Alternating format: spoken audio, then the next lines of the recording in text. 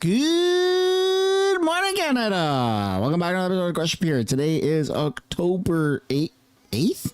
10th month, 8th day. October 8th, 2025. And yeah, Deal or No Deal is the game that Canada is playing right now with the entire country, right? You had the Prime Minister, Mark Carney, go to the Oval Office to meet with President Trump, and it sounded like they were going to find a deal. Best buddies. Hey, Dawn. Hey, Mark. How's it going? Good. How are you? We both have a seat at the same table. Yet, what came of it was zippity-zap, absolutely nothing. So that kind of sucks. That really, really sucks. And now we're left with Prime Minister Mark Carney returning to question period without a deal. But things are looking very promising, the Liberals say. And you're going to hear that quite a bit today from the politicians, from the media. It's weird. It's very, very weird because literally nothing came of the meeting. So, yeah, it's going to be it's going to be a fun day. Also, Premier Danielle Smith with Alberta is completely done with Carney. Almost completely done. She has said that if Carney and David Eby, the Premier of BC, if they're not willing to work with her so that she can get the pipeline going, she's going to have no choice but to take the business to America and have America either fund the pipeline or just have a pipeline going into America. So yeah, that's not looking that good for all of Canada. But if you are a separatist, if you are about Alberta independence, if you are about 51st state, then it's looking mighty fine for you. So there's a lot to take a look at before we get into question period, and it's all going to be Canadian news. All I ask is for you guys to hit the like button and subscribe to the channel. And speaking of subscribing to the channel, I started a new Canadian channel, right? So Mr. Sunshine Baby, that's kind of like a, I don't know, it's kind of turning into an American channel, to be honest, at this point. But if you do want Canadian news, I don't really post Canadian news on House of Canada. This is just for parliamentary stuff, guys. That's all House of Canada was ever designed to be. So I do have a Canadian news channel, and it's right here. It's called Sorry Not Sorry. And it's doing really well. It's popping off. Just started it the other day. If you want to subscribe to it, the link is in the top comment. It's the pinned comment of the live chat. It's also in the description. It should be in the description of the videos, or you can just Google it or go to any of the affiliated channels and you'll see that they're all affiliated with one another. So yeah, if you're looking for Canadian content, Canadian news, then that would be the spot to find it. But enough about that. We're going to get into the actual news now because we've got some updates, specifically with what happened between Tamara and Chris Barber. They had their sentencing and a decision was made. So for those who didn't catch it, here it is.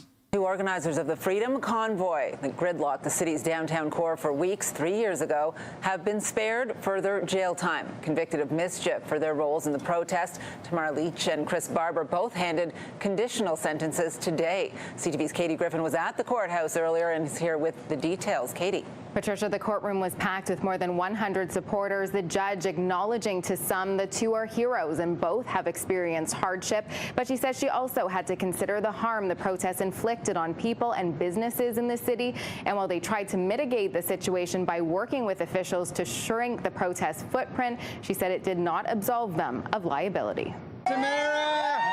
The organizers of the Freedom Convoy walking out of court to cheers and applause.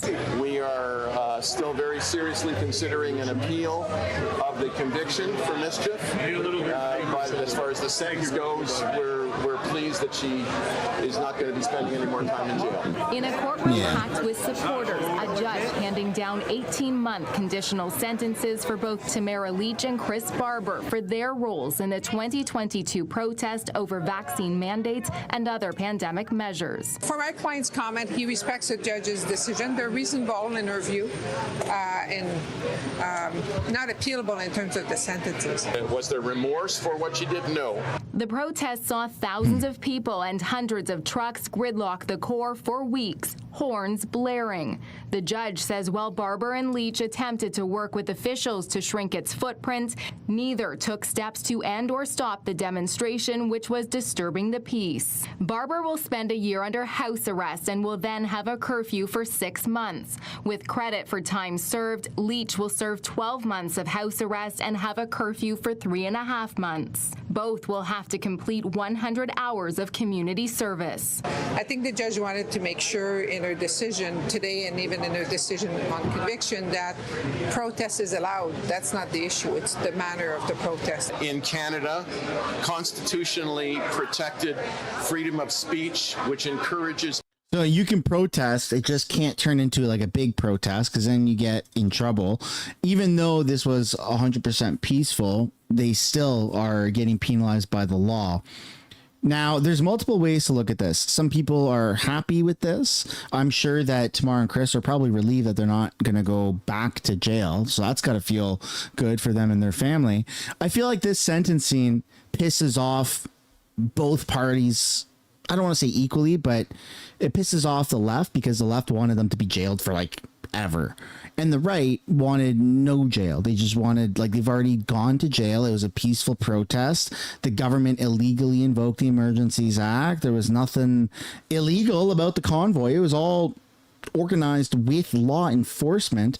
And so it pisses people off on both sides. And I don't know if Tamara and Chris have actually broken their silence on this, but just objectively looking at it, I think it pisses off both sides, and it's just a way to kind of make it all disappear, right? Because now we're not, they're not going to jail, so it's not like it was a crazy bad sentence. House arrest, yeah, of course that sucks. Of course it sucks, and it's still ridiculous that this is even happening.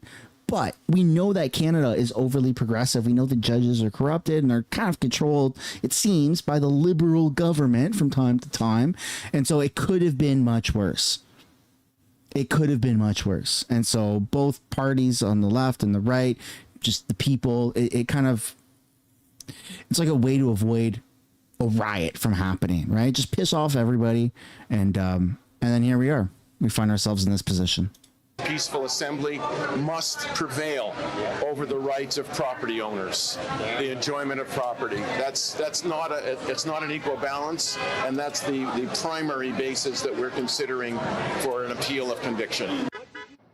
Another key convoy figure, Pat King, was in the courtroom today. He was found guilty of multiple charges and given a 3-month conditional sentence earlier this year, something the Crown is appealing. There's also a class action lawsuit relating to the convoy, seeking hundreds of millions of dollars in damages. So this isn't over just yet. Who are you suing, though? Like, there is no entity. Like, it's done. it's come and gone. It's done. And what about all the Palestinian protests, dude? What about climate change? They're literally throwing smoke grenades out in public, which I don't even know if you're allowed to do. And if you are, what? That's crazy to do that right in front of government buildings. And they're loud, they're blocking the streets, they're calling death to Canada, death to Jews. It's kind of bizarre. So you're allowed to protest to any magnitude if you wave a Palestinian flag, but if you're waving a Canadian flag, you can protest. It just has to say really small. We don't exactly have a predefined parameters on that. It's left up to interpretation on how the politicians and the courts feel on that given day. So that's kind of scary. And then in addition to the scariness, we have this clip right here where the former national director of the RCMP calls out the PRC and the CPP for money laundering. This is kind of a big deal here. Let's have a look. First of all, I want to thank everybody for being here. This is a culmination of a 2-year investigation. I want everybody to understand we didn't go looking for this. This investigation came to us. And what we found was money laundering, corruption, and elite capture at the highest levels. During our investigation, we had some brave citizens, islanders from Prince Edward Island that came forward and provided a depth of information that would provide for a law enforcement agency sufficient grounds to launch a criminal investigation. One of the things that we were able to look or ascertain was the amounts of money that was coming into the province was all in cash, consecutive $100 bills, brand new, in the amounts on a weekend of hundreds of thousands of dollars. This amounted to millions of dollars over the course of time that we looked into it, over the number of years that the monastery, Bliss and Wisdom, has been operating in Prince Edward Island. We were able to establish that the monastery has set up a network of corporations. And if you look at it from a point of view of money laundering, it's what you would anticipate finding in an organized crime network. This monastery, if you look at it from a Dalai Lama's point of view, you would not anticipate finding corporations, land transfers, land flips, and citizens being paid under the table cash for residences and property. And that is what has happened in Prince Edward Island now for a period of a number of years, ever since the provincial nominee program came into existence and they were allowed in. The Master Jinyan, who came into the province, it is our belief from our investigation that he's tied directly back to the PLC, or the Communist Party in China. In my experience, having worked both in Asia and from 91 to 94, having collaborated with Sam Cooper and had hours of discussion with him over the many, many years, I can tell you my view is that the PRC government, the only way to describe it is that they're the largest transnational organized crime group in the history of the world. And what does our government do about it?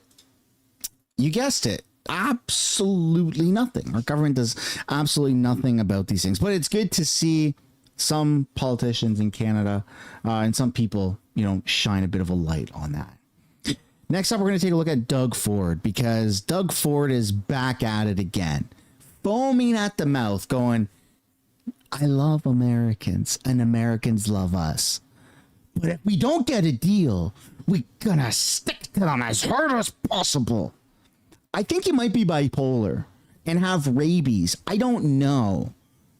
There's something weird about Doug Ford. It's like he just takes all his anger and taxpayers' money and stuffs donuts down his throat with his feelings and gets engorged, not only with power, but also very obese. And I don't think it's healthy. I think there's, fat that's leaking into his brain and affecting his judgment, because the things that he's saying about America literally change day to day. We're friendly with our neighbors. We love America. America's great. Americans love us.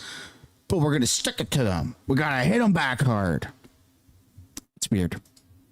But there has to be a point that if Prime Minister Carney can't get a deal, we have to start hitting back. We need to hit back hard. We can't continuously decline tariffs, and President Trump increases tariffs, no matter if it's 10% on our lumber industry, softwood lumber, or if it's 25% on furniture or cabinets. I visit a lot of furniture companies and cabinet manufacturers, and I know one thing: we buy a tremendous amount of furniture off the U.S. and as well as cabinets, but we also ship cabinets down to the U.S. But we can't just keep rolling over to President Trump. As he strengthens his case, we seem to be weakening our case by continuously pulling off tariffs. I'd take a different approach. Try to get a deal if you can't. We got to hit him back hard and never stop hitting him back hard, because never stop hitting them back hard. So even if we find some sort of compromise, even if the Prime Minister is in the middle of negotiations, which it sounds like he is, even though it seems like he's failing, this schmuck at the provincial level is advising for at the federal level, they keep hitting back and they just continue forever. It's weird. Doug Ford is power hungry, and I don't exactly know Doug Ford's political competition in Ontario. Even though I'm from Ontario originally, once I left and moved to BC, I don't really pay too much attention to the opposition parties that Doug Ford faces. But holy smokes, Ontario, you guys got to start like running in politics yourselves and get this guy out of office, right? Like he can't possibly be running one of the, if not the most powerful province in the entire country. Like, this is insane. This man is power hungry, and he is going to ruin our relationships with America. He's going to continue to do it. He's pulled off American liquor from all of the shelves in Ontario. The guy is frothing at the mouth to just lash out at America, and it's frankly unjustified. We can never take a backseat to anyone, especially President Trump. We have a great country, resilient country, a powerful economically, we're powerful. The U.S. exports more products to Canada than anywhere in the entire world. And it sounds great with the Americans until they start seeing inflation. We've seen inflation down in the U.S. I just came back from a meeting in Quebec with two governors. They're seeing inflation. We're seeing it in sectors. The auto sector, you know, they're going to see an increase of over $107 billion. Other companies are seeing it. John Deere, they're laying over 280 people off because of tariffs. We're seeing it across every single sector. So it's time to sit down, let's get a deal, or let's start hitting back. Are you advocating that? Just power hungry, man. Doug Ford makes me sick to my stomach. There is something that is fundamentally wrong with this guy. Just the other day, he was saying that America and Canada are awesome neighbors and we treat each other properly and we're great and we're friendly. And now all of a sudden he's going, look, we got to hit them back. We got to keep hitting them. We can't stop hitting them. That's very dangerous verbiage. It's very, very dangerous. This isn't sound for a politician, especially a premier, especially that of Ontario, which is economically the most powerful province in all of Canada, if I'm not mistaken, for him to be using such aggressive language and almost calls to action, right? To go up against America. You wonder why places like Ottawa and there's so much wokeness that comes out of Ontario. It's because of people like this. Because Doug Ford is literally putting out propaganda that we need to be enemies with America, especially with Donald Trump. Have you ever heard Doug Ford talk this strongly against, I don't know, China or even Russia, other, North Korea, maybe Mexico, maybe the fentanyl problem, maybe the border crisis? Like, does he really talk about those issues just as passionately and as aggressively as what he does for Donald Trump? I don't think so. At least I haven't seen it. The approach that Prime Minister Trudeau had more than the approach that Prime Minister Carney had. Trudeau, of course, imposed counter tariffs, and it didn't work. But you think we should go back to the Trudeau approach? Well, I think we take an approach that let's get a deal. If the Americans want to see inflation stop, you make a deal with Canada. You want to see the economy grow, make a deal with Canada. That's what we need to do, because it will hurt both countries if we don't. But you sure don't sit back and get beat up by a bully every single day. It's like a kid going to the schoolyard and getting punched in the face every day. It's time to hit back if he can't get a deal. Maybe Prime Minister Carney knows something I don't know. And if that's the case, he should sit down with the premiers and explain that. My message is very clear to Howard Lutnick. This is not going to work. I got an idea, Howard. Look up Ronald Reagan. Take a look at what he said about tariffs. What it does, it increases inflation, which is happening in the U.S. and Canada. And at the end of the day... Yeah, but America increasing tariffs on Canada, which would cause inflation in Canada, is not America's problem. Like, it really isn't. America once was tied at the hip to Canada, and they cared very deeply about Canada and the Canadian economy and the Canadian dollar, almost bailing us out, right? As like a father figure. America's our papa, our papi. But not anymore. Like, that was made very clear. We can go back to that. That roadmap has been established by the president. Canada can be great. Canada can be tariff-free. Canada can have incredible amounts of oil, incredible amounts of auto sector and steel and aluminum, incredible military bases. Canada can have all that. But they would have to give something. Become the 51st state. I mean, that's how President Trump sees it. He even joked about it meeting Mark Carney yesterday, but we'll see. We'll see what happens. But one thing does remain true, that Canada can't keep going down this path of, you know, basically on the verge of bankruptcy, right? We're not making a lot of money. We're spending a lot of money. Domestically, we're spending a lot of money bailing out companies, subsidizing companies for the propaganda machine. We're investing a lot of things, a lot of money in other areas of the world, but not on our own people and in our own infrastructure. It's very bizarre. It's actually quite annoying and criminal to see this, because then they gaslight us, which is actually a crime in Canada, or once upon a time was. People start losing their jobs. So why don't we partner together and come up with a solution and stop attacking Canadians? We have two choices, folks. You sit back and let Trump run the country, roll us over, and we bow down to the guy. That's not what Doug Ford believes. We sit there and fight like we've never fought before. Yeah. Or, now hear me out, this is crazy. Or we work with America and we have America build a pipeline and then collect royalties, and then we have more money coming in. We have a better deal with them. We have joint military bases. We even bring in American companies for our phone providers and internet providers and bring the cost down, because that would add more competition. So instead of people paying $65, $75, $130 for a phone plan with unlimited data from Rogers, Bell, or TELUS, maybe we bring in some American companies and bring that price down into the $30s or $40. You know, there's options. There's a lot of options that can be done. And I don't see how Carney has been doing a good or even adequate or even responsible job of negotiating this. Maybe it's all happening behind closed doors, but so far what we've had access to, publicly available information, it hasn't been looking good. It really, really hasn't.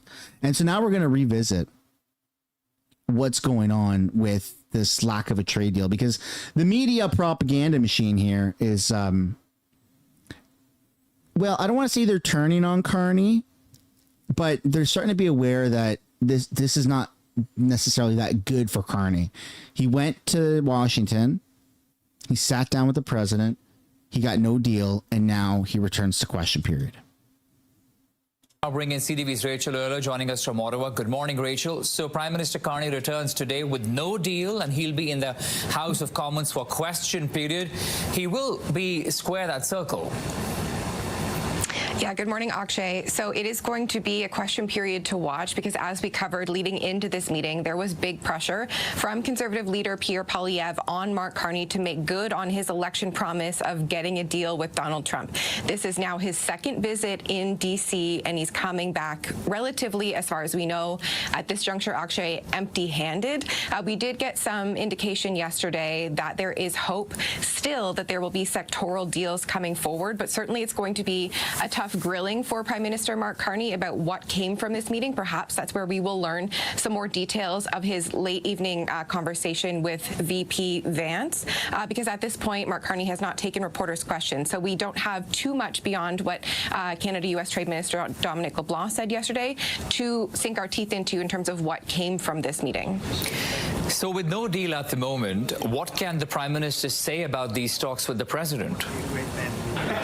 Yeah, so I think two main things really stood out to me from their Oval Office conversation yesterday that I think Canadians should kind of digest and understand. While we don't have a full deal, I think there was two key things that Canadians should kind of be aware of that came from this. One, U.S. President Donald Trump was asked, would there be some sort of baseline across-the-board tariff on Canadian goods even after CUSMA, the Canada-U.S.-Mexico Free Trade Agreement, was negotiated? Trump indicated that there will still always be some form of tariff on Canada. So worth keeping in mind that we are probably not going to negotiate a situation where we are tariff-free.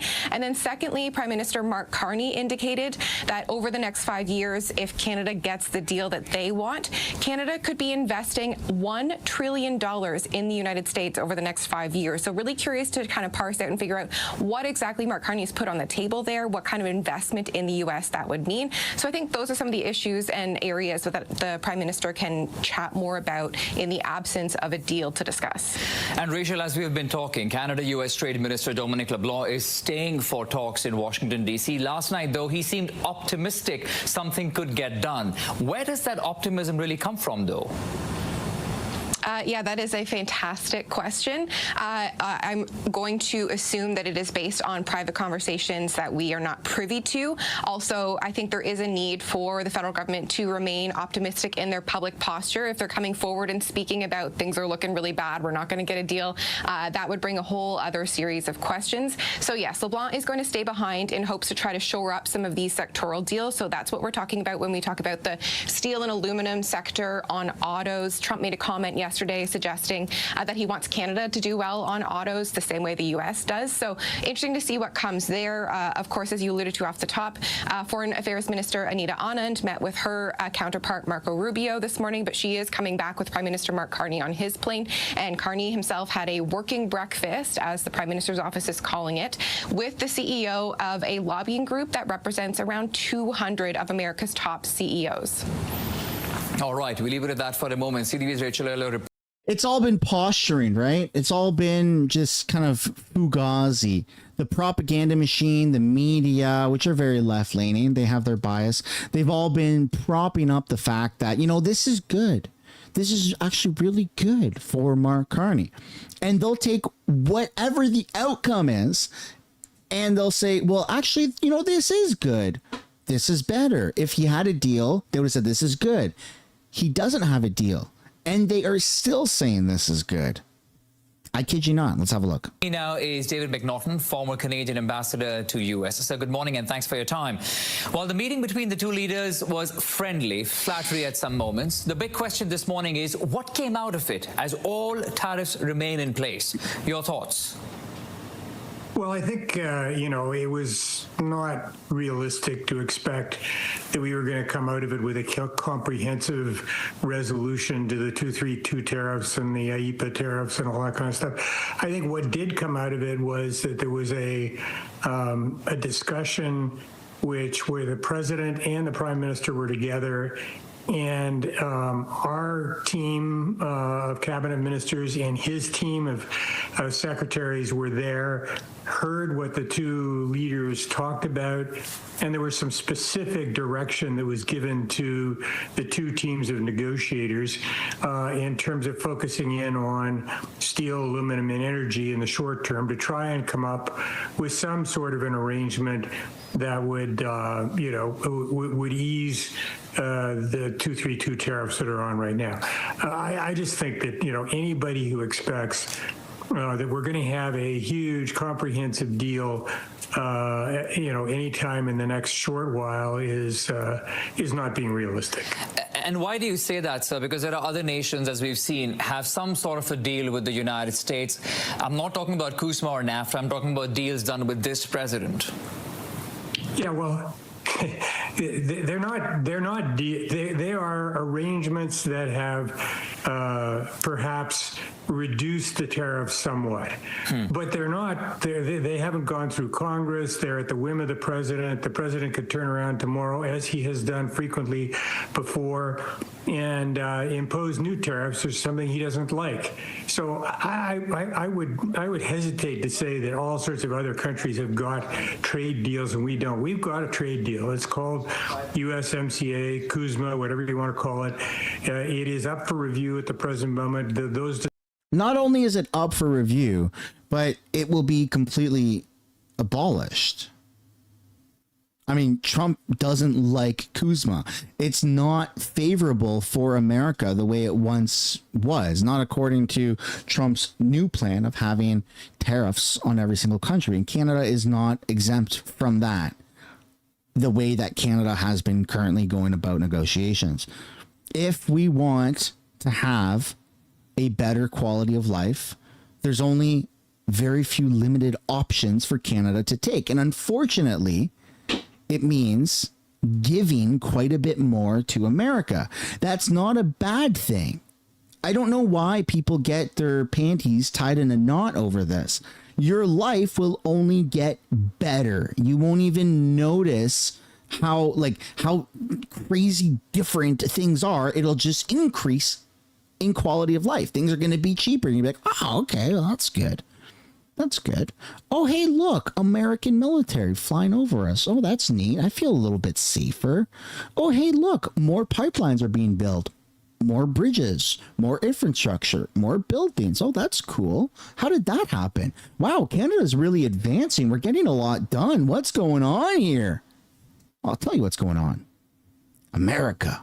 That's what's going on. Canada doesn't have the money. Canada doesn't have the direction. Canada has too much red tape. Canada is not united. Discussions will be ongoing. What we're talking about right now, I think, is the tariffs that were imposed under Section 232, which says that imports from Canada are a national security threat. Well, you know what? That's just not true or fair. And I think when we're talking about spending huge amounts of money on defense and security, and when we've got a bilateral pact called NORAD, I think we're in a far different situation than any of these other countries. The other thing is that we do have a trade deal that was negotiated by Donald Trump. I was there. I was part of it. Not for long. He called it the best trade deal that's ever been done. So, you know... the best trade deal that's ever been done back in 2016, 2017, 2018. Let's just revisit what life was like back in 2016, back in 2017, back in 2018. I bet you're looking back at that time frame and looking at the prices of houses and cars and investments and going, shit, if only I knew what would have happened. Maybe I should have put more money in the stock market.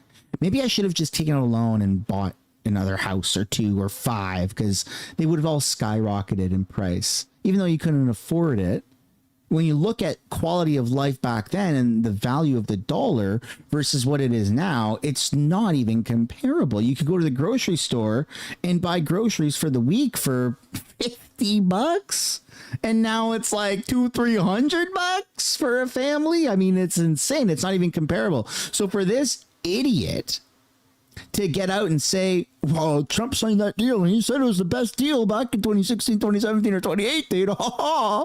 We got him. He went back on his word. Yeah, but life has gotten so much more expensive since then for everybody. For everybody. It's crazy the leaps and bounds we've taken to actually put people further into poverty.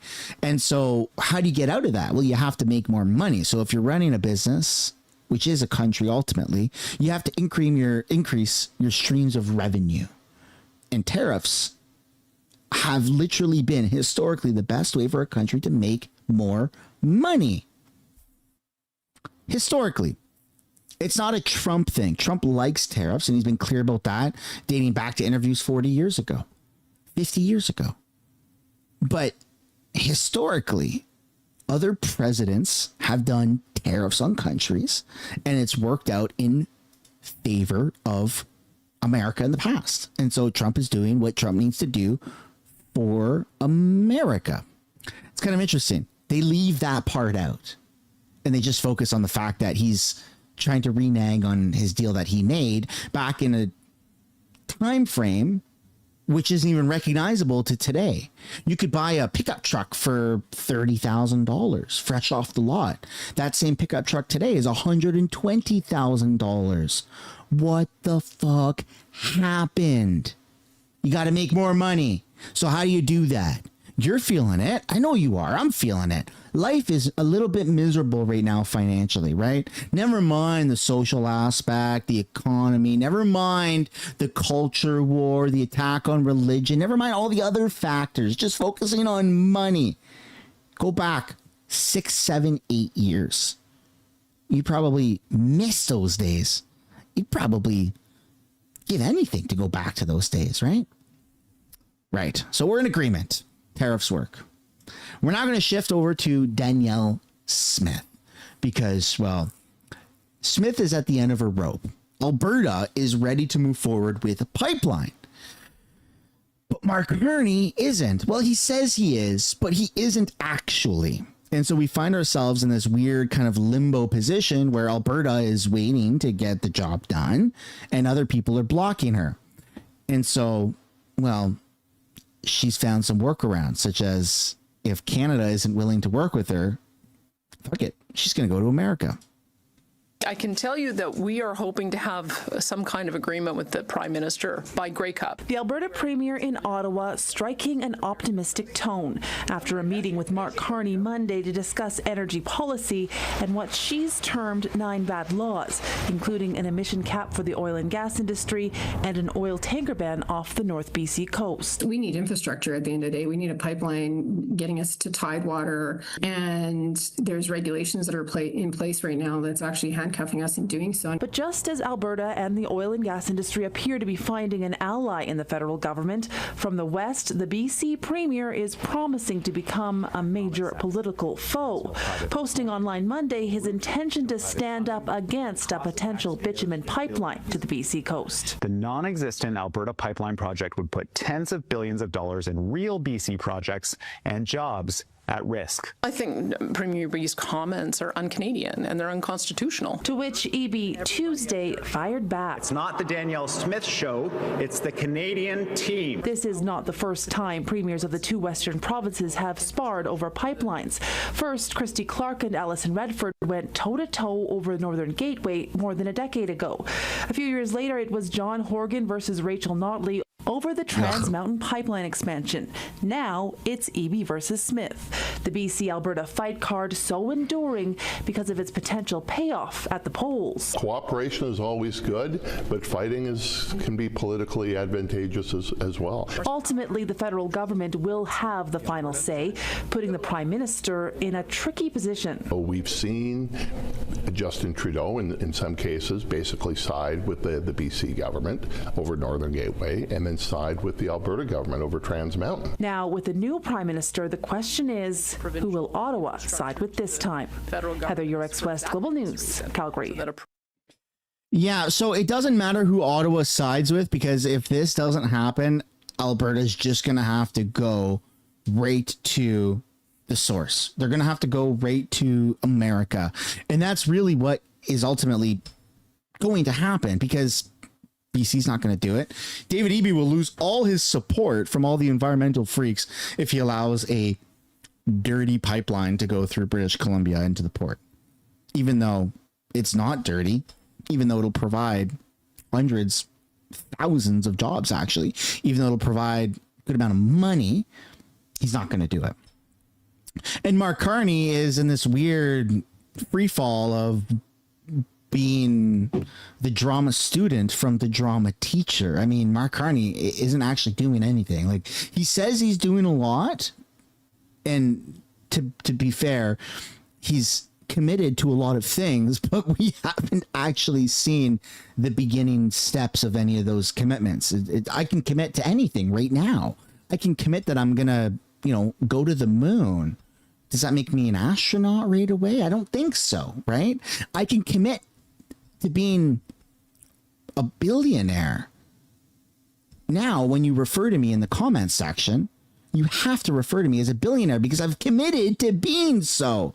And if you don't respect the commitment, then that's not very nice of you, right? You see how delusional this can get, right? It's a really weird rabbit hole.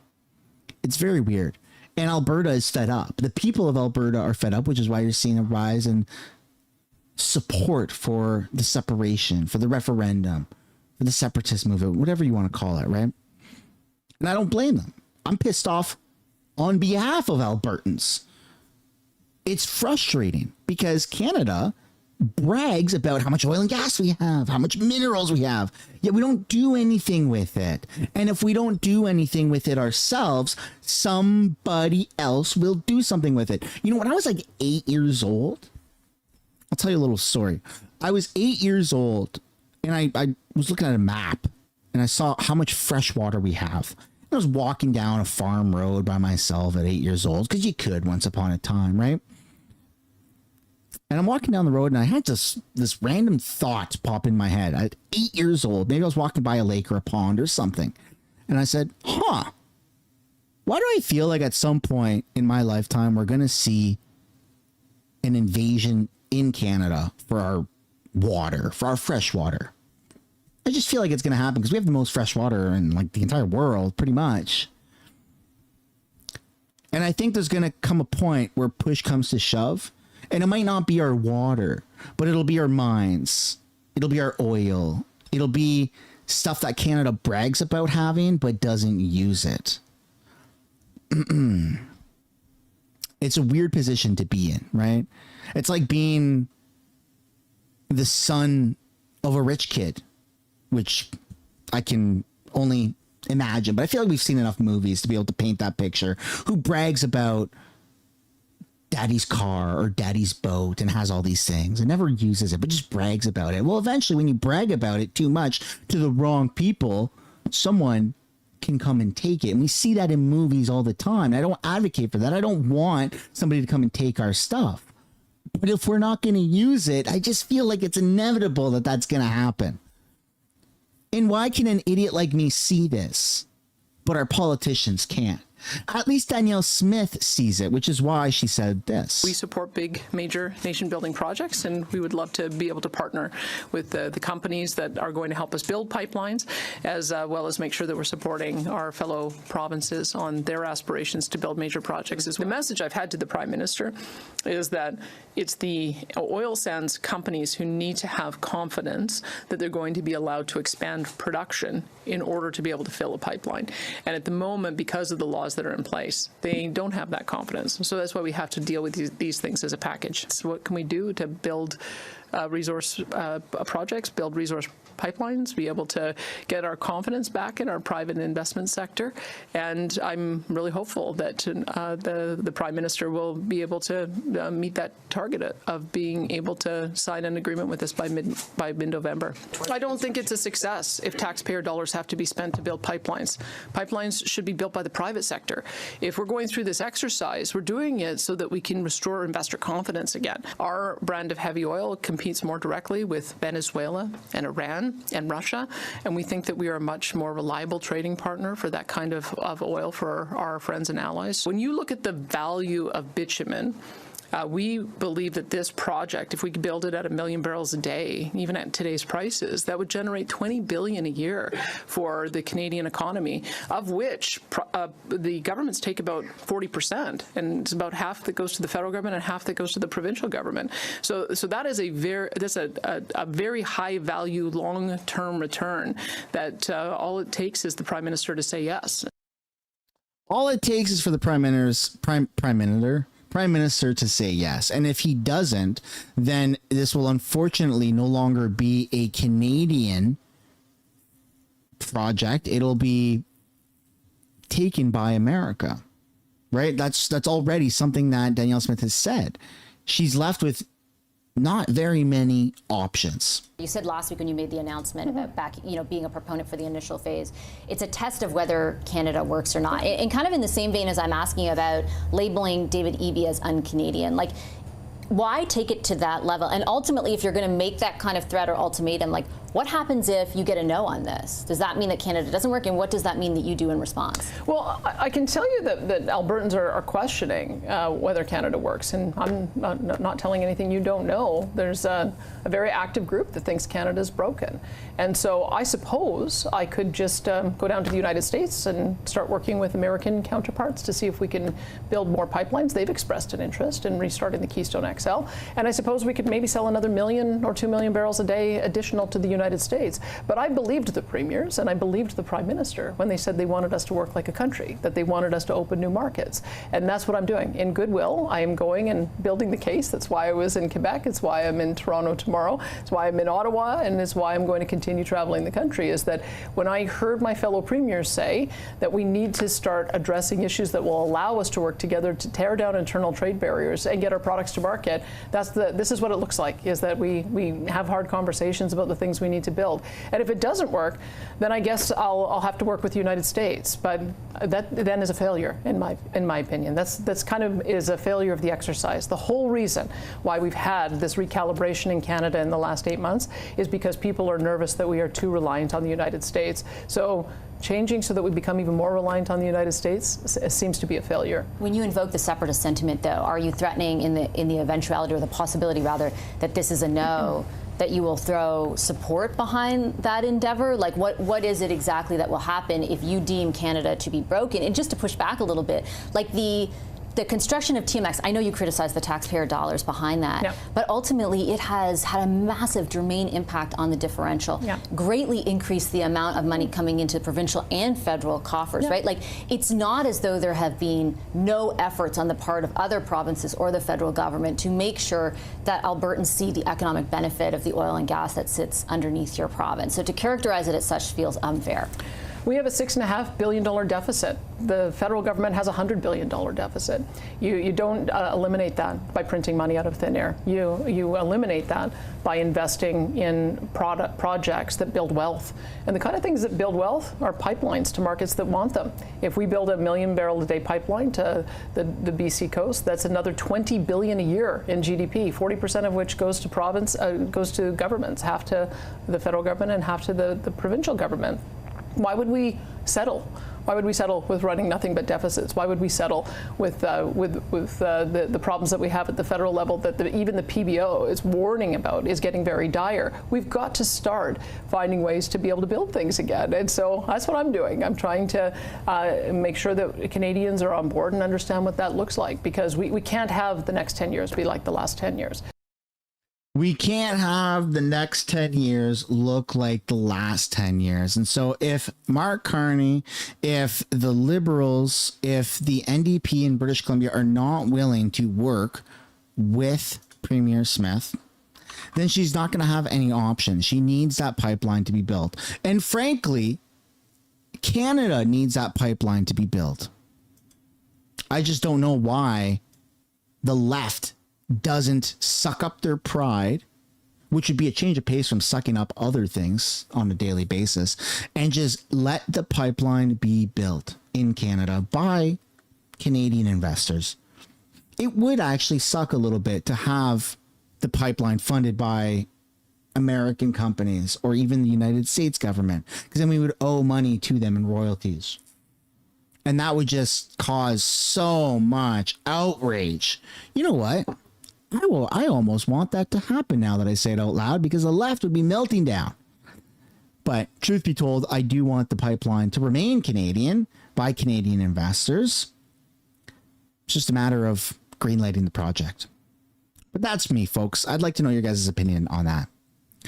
And that's where we end the Canadian news segment. And now we're going to take a look at what's going on in the House, because question period is about to begin. And all I ask in return is for you guys to hit the like button and subscribe to this channel so you don't miss any live streams, any of the question period highlight videos that I put out about Pierre and Carney, or Conservatives versus Liberals.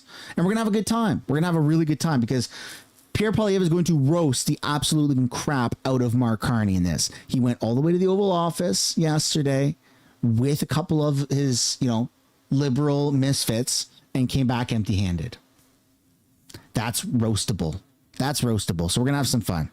So here you go. Hit the like button, subscribe, and let's get into it. Soccer club, and she's now blazing a trail in the UK's top league. With 9 goals scored this past season, she has already earned the Women's Player of the Year award from the Professional Football Association. What a feat. As a soon-to-be dad of 3 girls, I know little girls and fans all across Canada, and including in Whitby, are inspired by Olivia's every move. Olivia, we're all cheering for you. Yes. The honourable member for Oshawa. Mr. Speaker, growing up in Oshawa, the nightly routine was simple. Dinner at home or at Teddy's if you were lucky. Then spend as much time outside as possible, knowing it was time to go home when the street lights came on.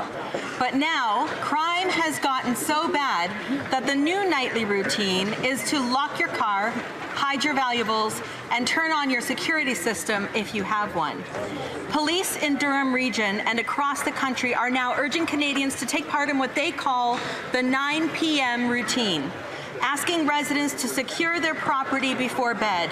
This is the reality after 10 years of Liberal soft-on-crime laws. Shame. On Monday, despite pleas from police associations, victims, and countless other law-abiding Canadians, the Liberals voted against our Conservative motion to strengthen Canada's bail laws and put public safety first. We need to scrap Liberal bail and keep violent repeat offenders behind bars because Canadians should not need a bedtime checklist.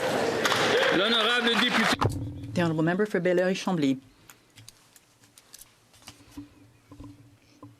June 24th is St. John the Baptist Day in Quebec, the Fête Nationale.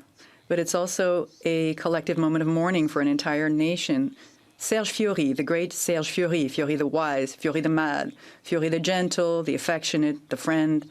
Our Serge Fiori has gone on to hum the most beautiful melodies ever sung to the clouds. Fiori, harmonium, Séguin, and as a solo artist. Fiori, the Quebecer, left us in the midst of our people's celebrations. Of course, I was dejected, but I still cherish the support he gave me for singing about our sovereignty. On behalf of the Bloc Québécois, and the presence of his colleagues and close friends, including my own, Mario Lefebvre and Serge Grimaud, I reiterate my condolences to his partner, Hélène Lévesque, his family, and all those who loved him. He left before seeing our country blossom. Fiori, my friend, it will be our turn. It won't be long. And we will think of you on that day, Serge.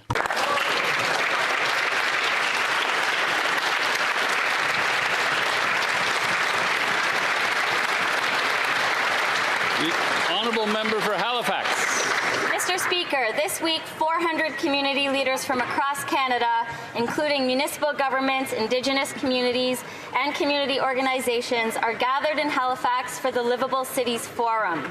Hosted by ICLEI Canada and the Halifax Regional Municipality, the forum's purpose is clear: to accelerate climate action in our communities by working together through creative and ambitious partnerships. Together, delegates are exploring solutions to the challenges our communities are facing all across Canada, safeguarding against climate impacts, long-term climate financing, and building affordable housing and transformative energy infrastructure. Bringing this conference to Halifax was an initiative I was proud to be a part of in my past role. And while I'm sad to miss this event, I'm honored to celebrate it here with my new colleagues here in the House of Commons. Building a Canada that is resilient, net zero, and equitable is only possible when diverse voices come together and are heard, something our government recognizes and values. I commend the work of all those involved and wish you... The honourable member for Long Range Mountains. Mr. Speaker, the Prime Minister asked to be judged by the prices at the grocery store, while Long Range Mountains families are working hard to keep food on the table, yet each visit brings shock at the checkout. The price of staples has soared because of the Liberal government's hidden taxes. Those baked-in taxes are clear: the industrial carbon tax on fertilizer and farm equipment, the inflation tax from money printing deficits, carbon tax 2, and now the food packaging tax that makes everyday necessities even more expensive. A senior, Edward, in the community of Irishtown, has told me he can't even afford afford a steak dinner even once in a while because it costs him over $50. Canadians are spending $800 more on food this year, and local food banks are seeing record demand. Conservatives offered a simple solution to stop the Liberal taxes on food, and they shamefully voted against it, Mr. Speaker. We will keep fighting for Canadians because we know they cannot afford another Liberal broken promise. That's right. No, there's The honourable Pierre. member for Nipissing-Témiscamingue. Mr. Speaker. Welcomes the Canadian Airports Council to Ottawa and included our representatives from my community's Jack Garland Airport in North Bay. From Jack Garland Airport, citizens in need of specialized medical services fly to Toronto.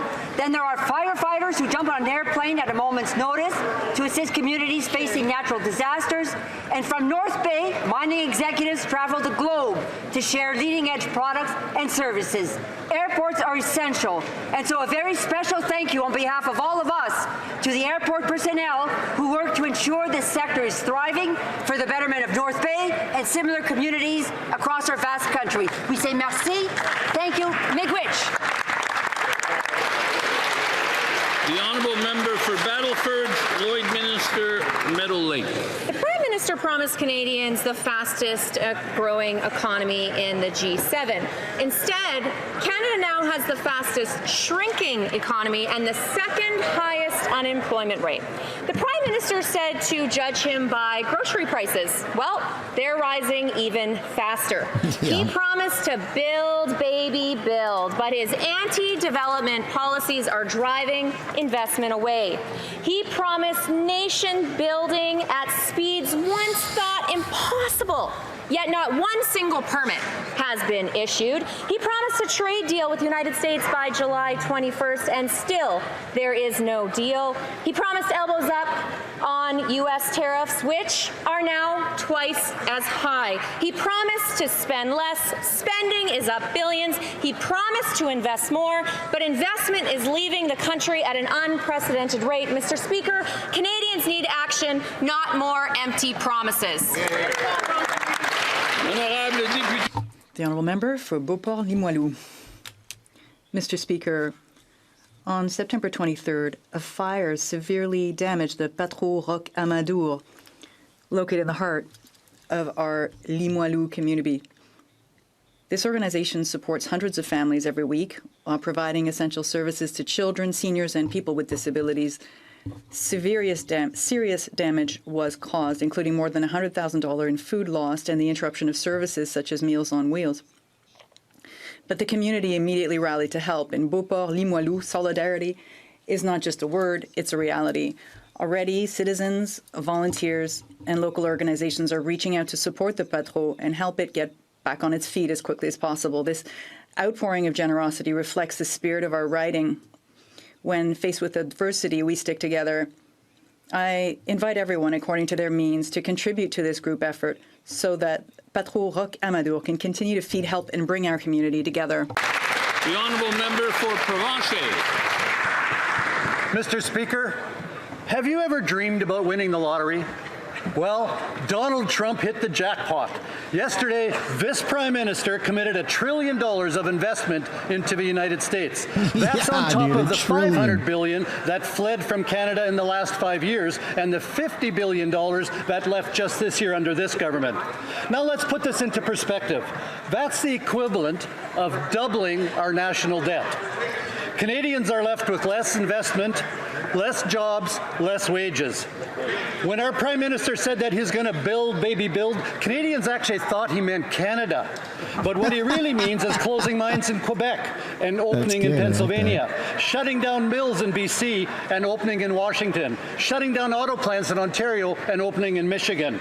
American tariffs have doubled, and the Prime Minister is bragging about pushing $1 trillion of Canadian investments to the United States. That isn't a plan for growth, it's a plan for surrender. Mr. Speaker, why is the Prime Minister giving Donald Trump $1 trillion jackpot?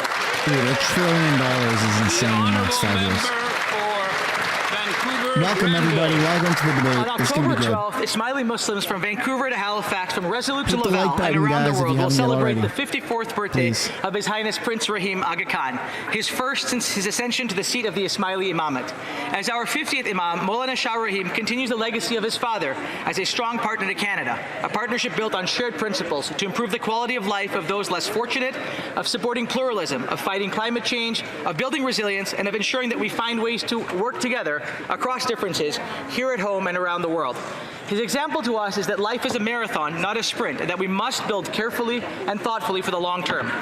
For Ismailis, these values resonate in our commitment to building Canada. From coast to coast to coast, Ismailis are inspired by the example of our Imam to serve our communities, to build economic prosperity, and to be engaged members of Canadian society. And on this occasion, we affirm our commitment to these values and to the important guidance we receive from our Imam. I invite all members of this House in joining me to wish His Highness Prince Rahim Aga Khan a very happy birthday. Here we go.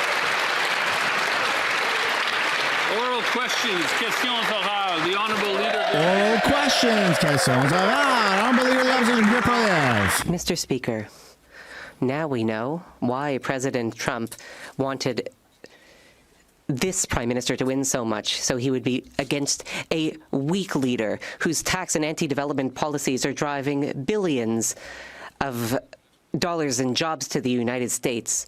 Yesterday, the Prime Minister promised President Trump $1 trillion of investment in the coming years if we get the deal we want. That is investment that will leave Canada, driving mines and paper mills and factories out of Canada, leaving families without work. Why didn't the Prime Minister negotiate an end to the softwood lumber tariffs instead of offering this gift? The Right Honourable Prime Minister. Wow. Look at the full enthusiasm for Carney.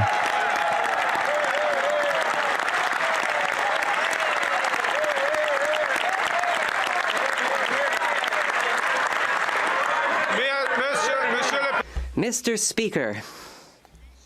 Mr. Speaker. Things aren't getting off to an auspicious start today. Okay, the Right Honourable Prime Minister from the top, please. Oh my goodness. Freedom like a rock star. Hey, what do I say? Hey, Steve McKinnon, what do I say? Oh, okay, thank you. Okay, Monsieur le Président. Mr. Speaker, this is another moment to give a little economic lesson to the Leader of the Opposition. The Canadian and American economies are closely aligned, and I gave such a lesson to the President of the U.S. yesterday. I said that what is at risk is Canadian investment into the United States if we do not get a real detail. We will get a deal, however, Mr. Speaker. Leader of the Opposition. Oh, it's so contrived. Monsieur le Président, Mr. Speaker, he could certainly give lessons on driving investment out of Canada and into the United States, because he has already managed to drive $54 billion worth of investment into the United States. This killed 86,000 jobs. Households are suffering from this. People are sitting around the dinner table wondering how they are going to pay their bills. And since this Prime Minister took power, American softwood lumber tariffs have doubled. Here's the question. After giving the Americans a $54 billion gift, has he negotiated an end to the softwood lumber tariffs? Yes or no? The Right Honourable Prime Minister. Mr. Speaker, the current situation is as follows. We have the best agreement with the Americans in the world. We are still negotiating further gains in major sectors, including softwood lumber, and we will only accept the best deal on softwood lumber. Honourable Leader of the Opposition. Well, we now know why the U.S. President wanted this Prime Minister in power so badly, a weak leader whose high taxes and anti-development laws are sending billions of dollars and thousands of jobs out of this country. 86,000 jobs lost And yesterday, the Prime Minister promised the President that he would increase Canadian investment in the U.S. by $1 trillion if he gets the agreement that he expects to get. Mr. Speaker, in exchange for $1 trillion of job losses in Canada, will he at least get an end to the U.S. auto tariffs that are killing jobs for our workers in Ontario? That's a fair question. Honourable Prime Minister. Mr. Speaker, we have the best deal in the world with the Americans. First point. Second point, the President of the United States and myself had a meeting of minds yesterday with respect to the future of the steel sector, the aluminum sector, the energy sector in cooperation, which is why our teams are negotiating the terms of those deals. And we are working, as the President himself said in the Oval Office, on the modalities of an auto agreement. The Honourable Leader of the Opposition. Mr. Speaker, he just confirmed he's selling out our auto workers. And let me tell him what it means when investment leaves this country, because he was forced a record amount out in his 7 months in power. The 700 workers at the GM plant who lost their jobs in Oshawa, they can tell him about investment that is left. They're sitting around the dinner table wondering how they're going to pay their bills while GM announces $4 billion of new investment south of the border. So while the Prime Minister promises yet another $1 trillion gift to President Trump, why doesn't he look them at those workers in the eye and explain to them why he betrayed them? There you go. Mr. Speaker, what this government is doing for the auto sector is an unprecedented investment in the Canadian auto sector. We look the Canadian auto workers in the eye. We have $5 billion in the Strategic Response Fund. We have $10 billion for liquidity management. We have worker retraining. We are striking deals with countries around the world. We have the best deal already with the Americans, and it will be even better.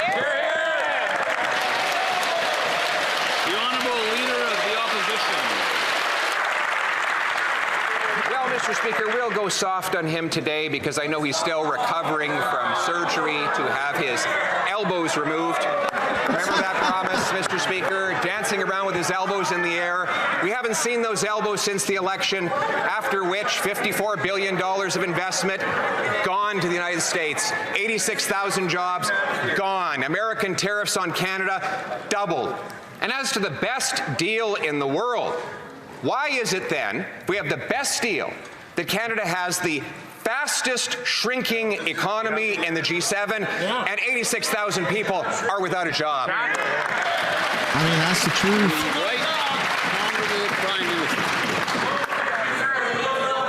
Okay. All right. Mr. Speaker, there are three things that are true.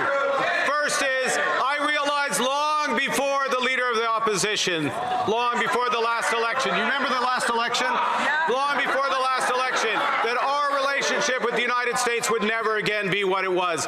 Secondly, thing that is true is we have the best deal with the Americans. And the third thing that's true is we will get an even better deal because He's pretty confident for somebody who came back from a meeting with the president empty-handed. Canadians do remember the last election where that Prime Minister promised to put elbows up. It was not a promise, it was the promise that he ran on. Now those elbows have come down. The American tariffs have doubled. We have by far the weakest economy in the G7. 86,000 people have lost their jobs. And the Prime Minister went pathetically to the White House to offer $1 trillion gift, bowing before the President in weakness. $1 trillion, Mr. Speaker. Speaking of the last election, where in his platform did he promise to give $1 trillion of our investment dollars to the Americans? Yeah. Straight up, man. Pierre advocated for that money to be in Canada with his platform. Mr. Speaker, I would like to inform the Leader of the Opposition that there is a thing called the private sector. The private sector makes decisions about investment. The private sector, with the best deal in the world, will invest in this country and we will build Canada strong.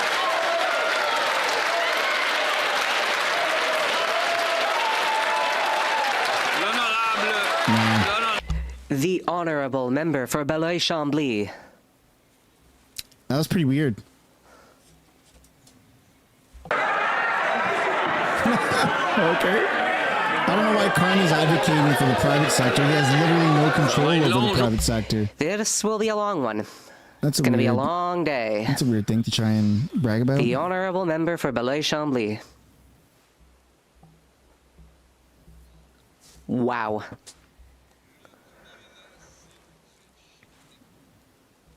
The Prime Minister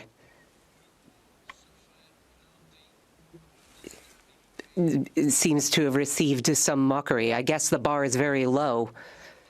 All he had to do was not fall on his face in front of the U.S. president in the entire world. So I guess he did that. He said that he was a strong leader. That's great. But the Prime Minister ought to gain more and talk less. Is the Prime Minister truly content with a few nice words from the U.S. president instead of a trade agreement? The Right Honourable Prime Minister. Mr. Speaker, I am happy that the U.S. President and I had a meeting of the minds about a deal for the steel, aluminum, and energy sectors. That is why our teams are working on just such a deal as we speak. The honourable member for Belleuil-Chambly. But that's not what we heard about during the campaign. It was supposed to be better than that. The truth is the Prime Minister came back empty-handed with nothing at all. Zero. Zilch. Yet there are new tariffs on trucks and increased tariffs on softwood lumber. The great negotiator is again coming back into the country, the tail between his legs. When will he stun us? When will he impress us? Ah, there you go. The Right Honourable Prime Minister. Mr. Speaker, once again, on July 31st, the President of the United States himself signed the best deal between in the world between the U.S. and Canada. It keeps 85% of our trade free of tariffs, but we are working harder to get a deal for the steel, aluminum, and softwood lumber sectors. The honourable member for Belleuil-Chambly. His best deal in the world is not really working for the forestry sector nor for the aluminum sector. More pretty words. All he cares about is compliments. Jean de La Fontaine wrote about the fable of the fox and the crow. Skewering the Prime Minister's view of flattery. Does the Prime Minister really believe that Quebecers will content themselves with the words from the wicked fox? Monsieur the Right Honourable Prime Minister, Mr. Speaker. As we speak, our team, including the Minister of International Trade, are negotiating on behalf of the aluminum sector. This is not just words. There are numbers here, too, and we will get a deal. Keep saying that we will. The Prime Minister assured Canadians that he would secure a victory, and there is none. The tariffs that he said he would get rid of have actually doubled, and now he's promising to ship $1 trillion of investment to the U.S. with nothing in return. That's not a strategy. It's a clearance sale on Canadian jobs. Paper mills from BC closing while Washington State cuts the ribbon. Factories in Ontario going dark while Michigan lights up. Why did the Prime Minister trade away Canadian paychecks for an applause line in Washington? Well said, Melissa. The Honourable Minister of Foreign Affairs. On the contrary, the Prime Minister is focused on protecting jobs and businesses. Right. First, stabilizing supply chains through initiatives like our Strategic Response Fund, Mr. Speaker, including on steel, aluminum, manufacturing, auto, and agriculture, continuing to build rebuild supply chains while maintaining a strong domestic economy, the lowest net debt to GDP ratio in the G7, Mr. Speaker, while negotiating a strong bilateral relationship and diversifying our supply chains. We will build Canada strong.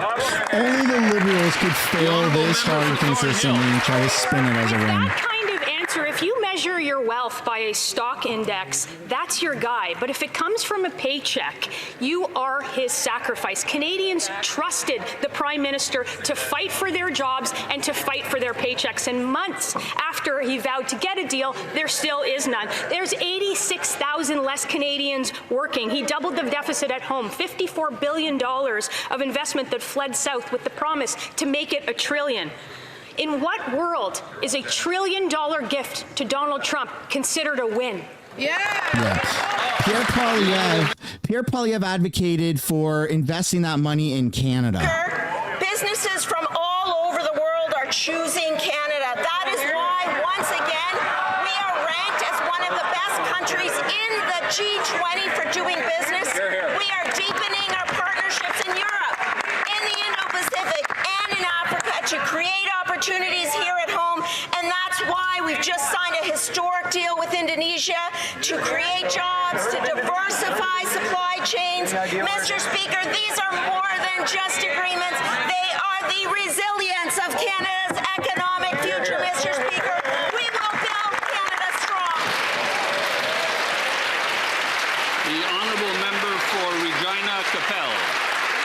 Well, it's a good thing you don't need elbows to come home empty-handed. Yesterday, we found out why Donald Trump wanted this guy to be Prime Minister so badly. It's because Trump knew he would get everything he wanted with this Prime Minister. In addition to keeping all the Trudeau-era policies that are already chasing away jobs and investments, this Prime Minister decided to offer a $1 trillion gift of Canadian investment dollars flowing to the U.S. That means mines built in the U.S., factories built in the U.S., sawmills built in the U.S., all with Canadian investment dollars. So simple question, in exchange for this generous sacrifice, did the Prime Minister get an end to all U.S. tariffs once and for all? The Honourable Minister of Finance. We will take no lesson from the Conservatives. No lessons from the Conservatives. On this side of the aisle, and all Canadians, we believe in this country, Mr. Speaker. Canada is the place where we attract talent. Canada is the place where we build ships, we build cars, we build planes. Canada is the place where we have critical minerals. Canada is the place where we have energy. Canada is the only country in the G7 with a free trade with all other G7 nations, Mr. Speaker. We're going to build Canada strong. We are the true north, strong and free, Mr. Speaker.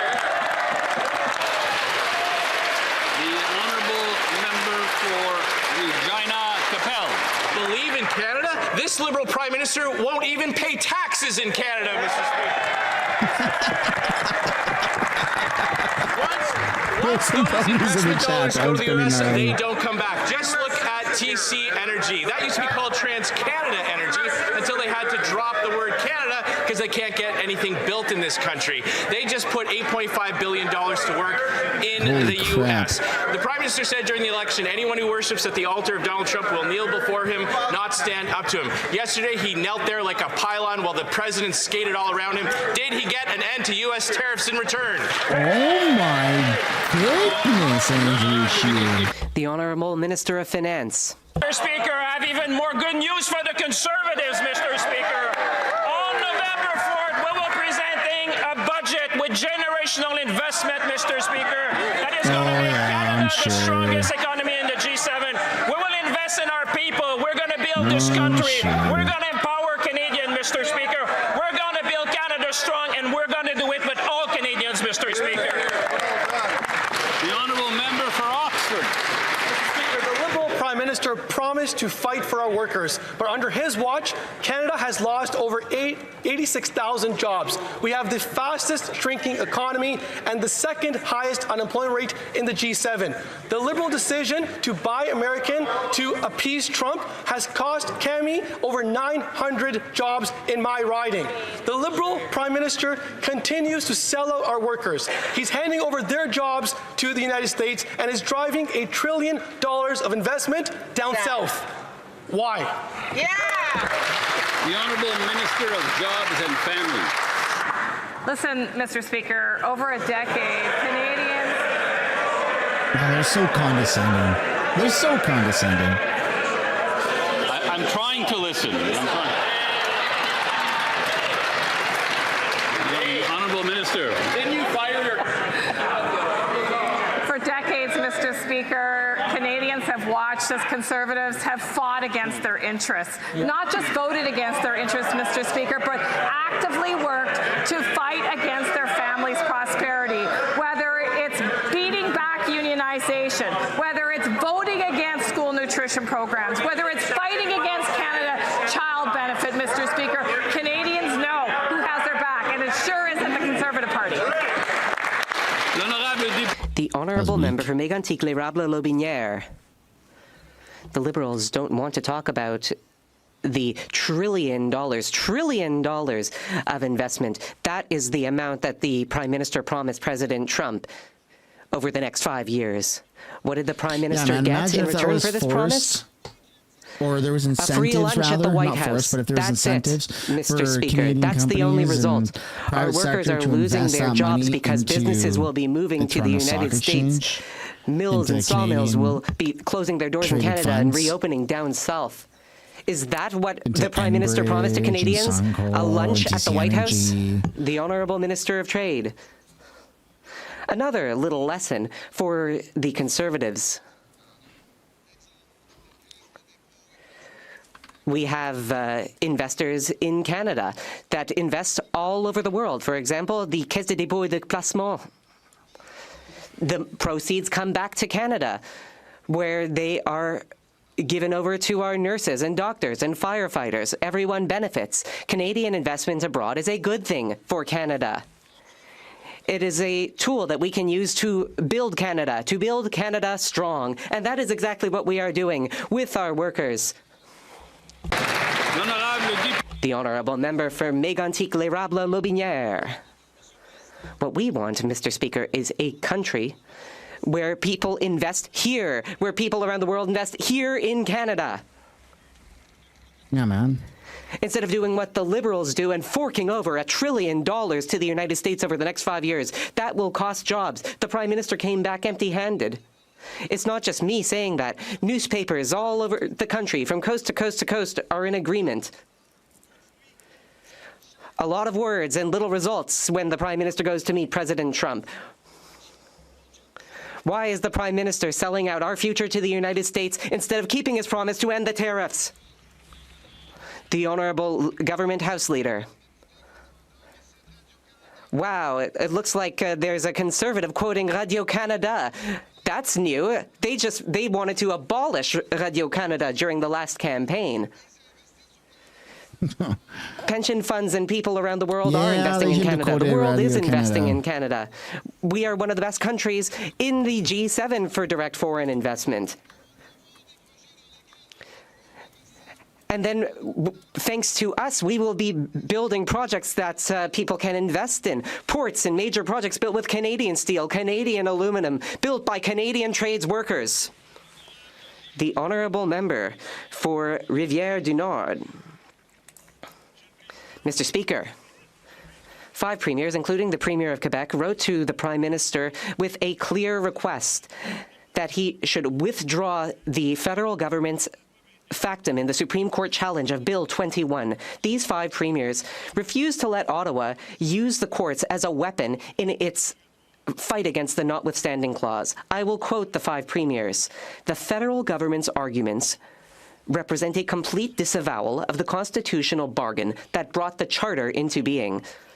Will the Liberals end their constitutional power play and withdraw their factum? The Honourable Minister of Justice. Mr. Speaker, the Liberals did not begin this court challenge, but we will participate in a case that is now being studied by the Supreme Court. It is very important that the federal government protect the Charter and the rights of Canadians. Mr. Speaker, after a few years, this case has reached the Supreme Court. It would be unthinkable for the federal government not to weigh in. We will take part in this court case, and we will protect our charter today and into the future. The honourable member for Rivière du Nord, Mr. Speaker, this morning, when he was questioned about the federal government's attack on Bill 21 and the notwithstanding clause, the Minister of Justice went rogue once more. He defended his crusade by stating that democracy is under pressure around the world. And as an example, he cited the war in Ukraine, Mr. Speaker. So I guess for him, Quebec's use of the notwithstanding clause to protect state secularism is a risk to democracy comparable to Russia's invasion of Ukraine. Honestly, will the minister immediately withdraw that ridiculous and insulting analogy? The Honourable Minister of Justice. When a member chooses to misinterpret a quote for his political position, it's clear he believes his own argument is very weak. The positions that we have advanced in the Supreme Court of Canada are that the notwithstanding clause does not allow governments, federal or provincial, to permanently damage the rights of Canadians, and that it does not permit governments to silence the courts when governments violate the rights of Canadians. The provinces may have a different point of view. I invite them to participate in the court proceedings. That is a healthy way in a democracy to challenge ideas you may not like. The honourable member for Dufferin-Caledon. This Prime Minister's broken promises are hurting Canadians. He promised he was going to spend less, and in fact, he's going to spend more, a lot more. Trudeau left a deficit of $42 billion. This Prime Minister is going to supersize it well past $60 billion. Deficits cause inflation, but it's Canadians who end up paying the price. In fact, 86,000 Canadians have paid that price by losing their jobs. When will this Prime Minister stop his reckless spending? When? The Honourable Secretary of State for Financial Institutions. Mr. Speaker, you can't make this up. This coming from a leader who's never had a job outside of this House and who couldn't even negotiate with the members of Carleton to keep a seat. The world has changed, and we're going to change how we budget, Mr. Speaker. On November 4th, we're going to come forth with a disciplined budget that's going to build. We're going to invest in Canada. I ask the leader opposite to negotiate his way to finding a way to support us. Thank you, Mr. Speaker. The honourable member for Dufferin-Caledon. That's just an incredible example of 35 seconds of saying absolutely nothing. What is actually going on here is we've got fancy bankers speak to try and say that debt is investment. Debt is debt. It doesn't matter how much lipstick you put on this pig. And it's Canadians who pay the price of this reckless debt spending. Canada has the second highest unemployment in the G7. 86,000 Canadians just lost their job. And all this guy can do is think it's time to sell jokes at Yuck Yucks. When will this Prime Minister realize his reckless spending is actually hurting Canadians? The Honourable Secretary of State for Financial Institutions. Mr. Speaker, I don't know where the member opposite's been, but for the last 4 months, we've been crossing the country, listening to Canadians, getting feedback from Canadians. Mr. Speaker, on November 4th, we will table a disciplined budget that will spend less and invest more in Canada. We will build Canada's economy. We will become the strongest, most resilient economy in the G7. I ask the Conservative Party to cut the rhetoric, get on board. Thank you, Mr. Speaker. The honourable member for Edmonton West. The Prime Minister has broken his promise to Canadians. He promised the strongest economy in the G7, but instead delivered the fastest shrinking economy and the second highest unemployment rate. 86,000 more Canadians have lost their jobs, and a staggering $52 billion of net investment has fled the country. And what's the Prime Minister's solution? Send a further $1 trillion of investment down to the U.S. Why is the Prime Minister acting like an investment agent for Trump instead of keeping his promises to Canadians to deliver jobs? Well done. The Honourable Secretary of State for Financial Institutions. Mr. Speaker, the Conservative leader's been busy writing letters. We're busy cutting taxes. We've cut taxes for 22 million Canadians. We've cut the GST for first-time homebuyers. Interest rates are dropped. And, Mr. Speaker, we are going to build homes at a pace not seen since the Second World War. I ask the party opposite to get on board, stop fighting our initiatives, and support us. Thank you.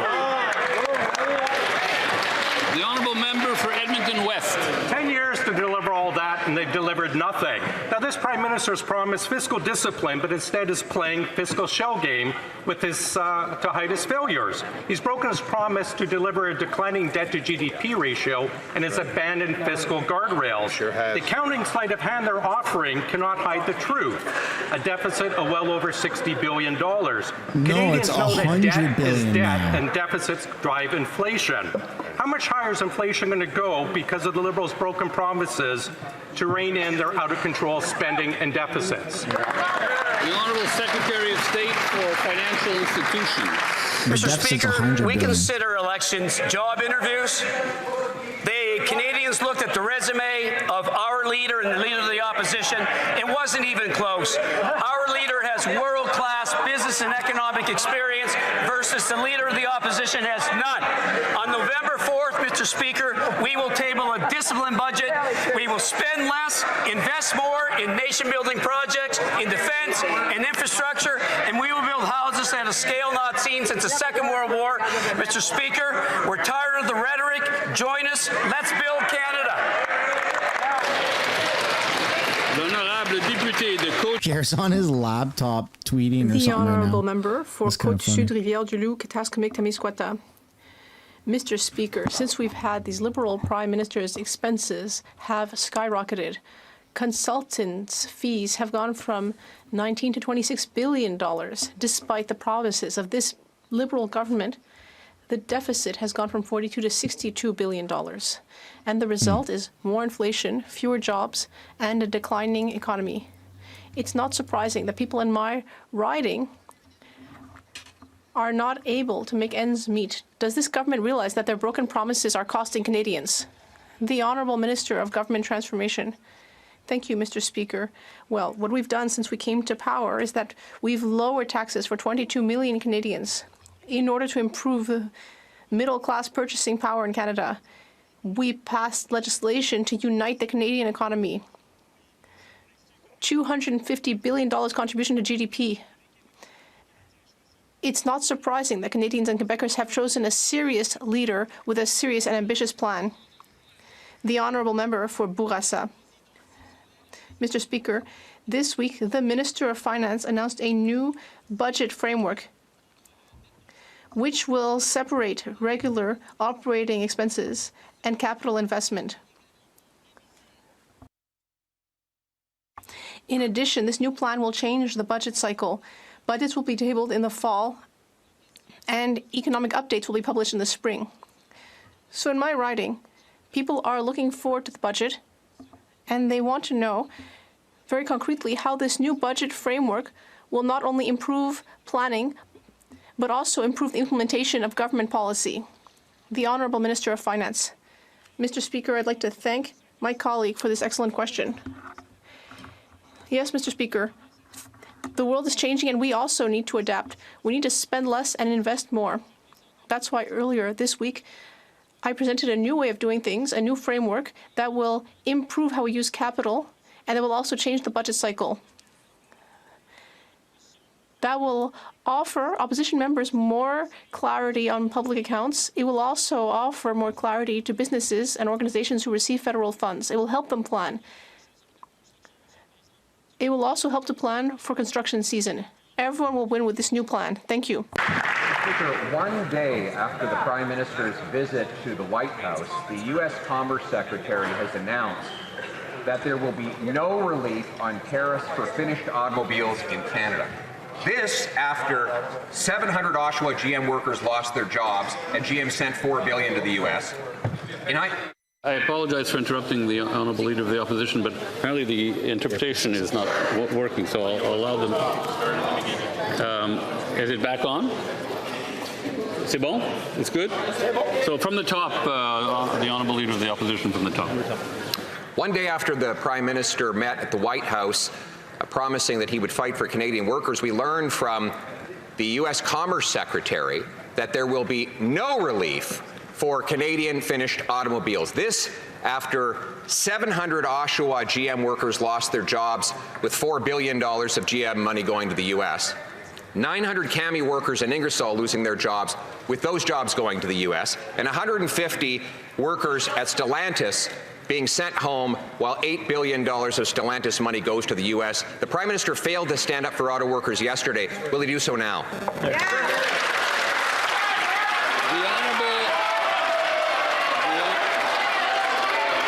That was a good callback.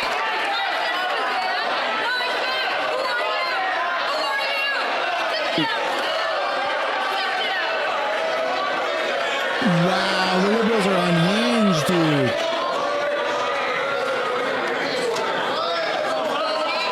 Pierre and Carney are actually looking at each other and they're laughing. Yeah, okay. The Honourable Minister of Foreign Affairs. Watch your pressure. He's the Prime Minister. You can call him. Mr. Speaker, I am pleased to report that the Prime Minister and the President had a very productive discussion yesterday on steel, on aluminum, on energy for the benefit of the Canadian economy, and on auto. I remind my colleague of the President's words. We want Canada to do well making cars, so we will get there. Mr. Speaker, I encourage the Leader of the Opposition to take a look at even Ford Canada in my riding of Oakville and to realize that on this side of the House we are building.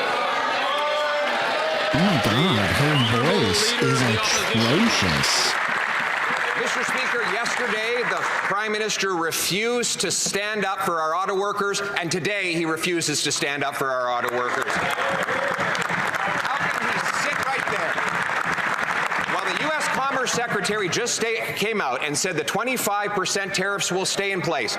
Despite the Prime Minister's concession after concession, he backed down on counter tariffs, backed down on the DST. Yesterday offered $1 trillion of Canadian investment money, and still he can't win anything from our auto workers. What does he say to those thousands of auto workers that are out of work because of his weakness?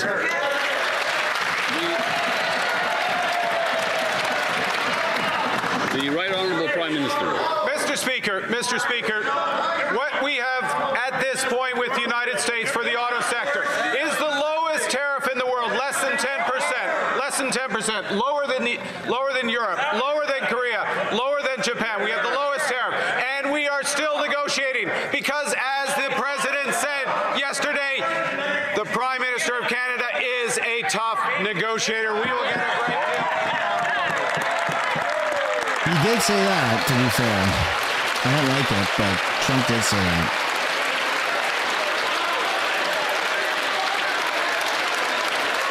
The Honourable Leader of the Opposition. There we go. Mr. Speaker, give me $1 trillion and even I will say something nice about this.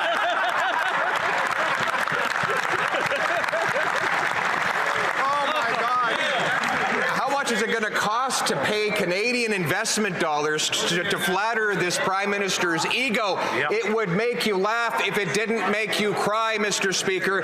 But for the workers in Ingersoll, in Windsor, and in Oshawa who have lost their jobs after the Prime Minister promised to protect them, how will they ever trust this Prime Minister again after he betrayed them? It's a great question. Whoa, what's going on? The Honourable Minister of Foreign Affairs. Just a moment.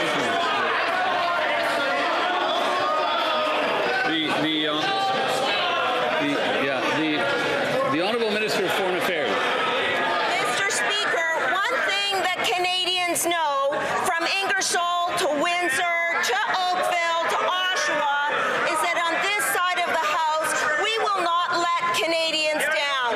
We have these strategic funds, billions of dollars to support auto workers and the auto sector. We are supporting the agri-food business, and we will always be there for Canadian workers as well, Mr. Speaker. On this side of the House, we're about diversifying supply chains and supporting Canadians while we get the best deal possible for this country. The Honourable Leader of the Opposition.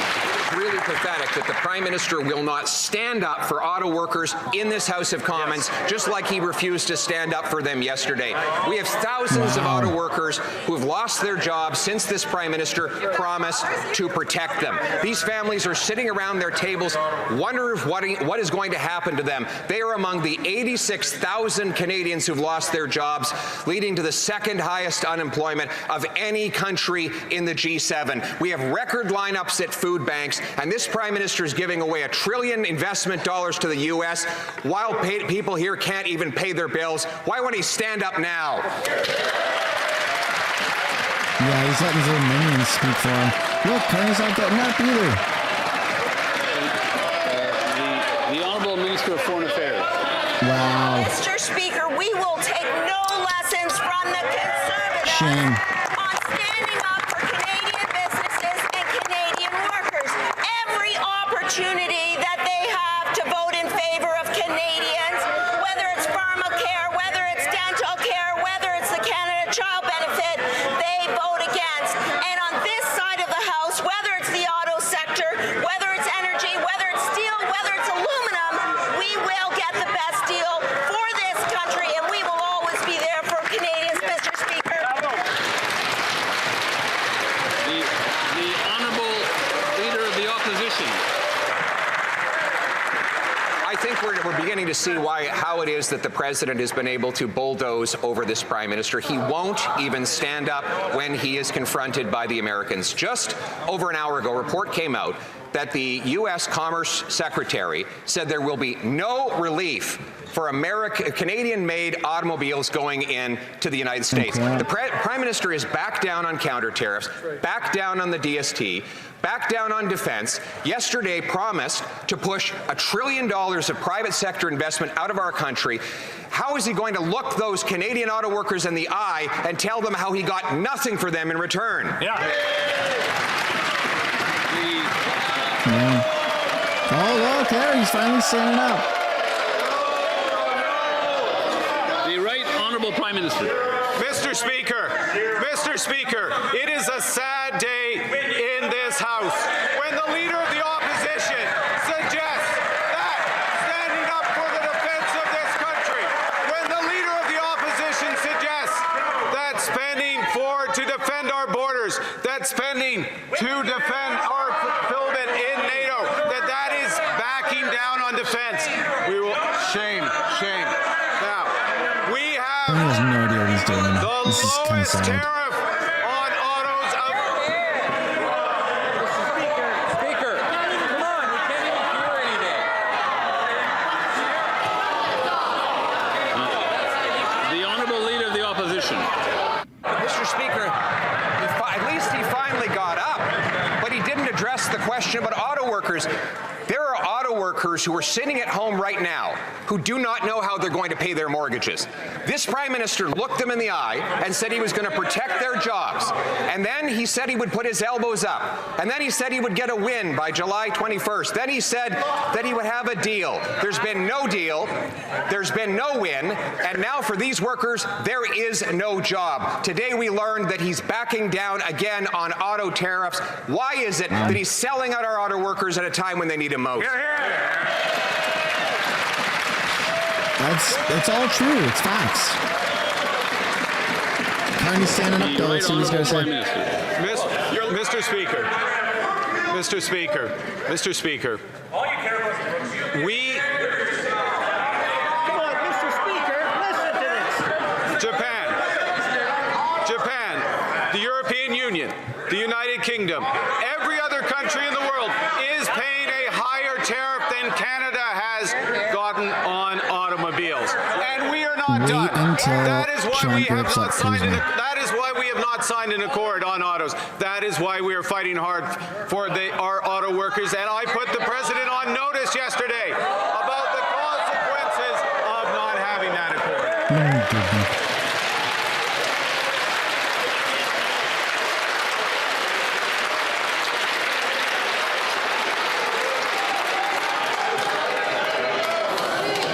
Okay.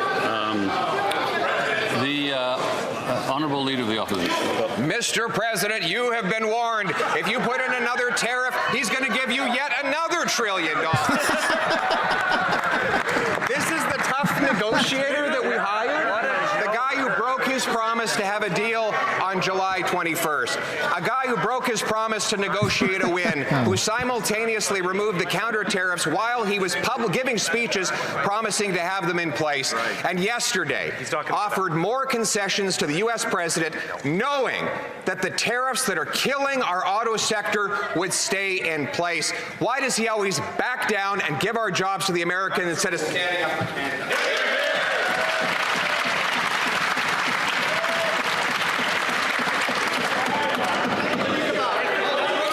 I just want to make sure we're ready before we go to the...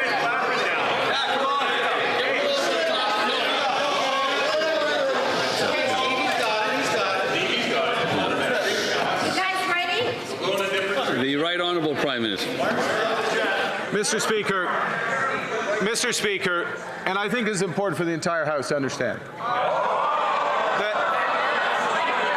we have a strategy with the United States. That means that our auto sector is paying less than 10% tariff.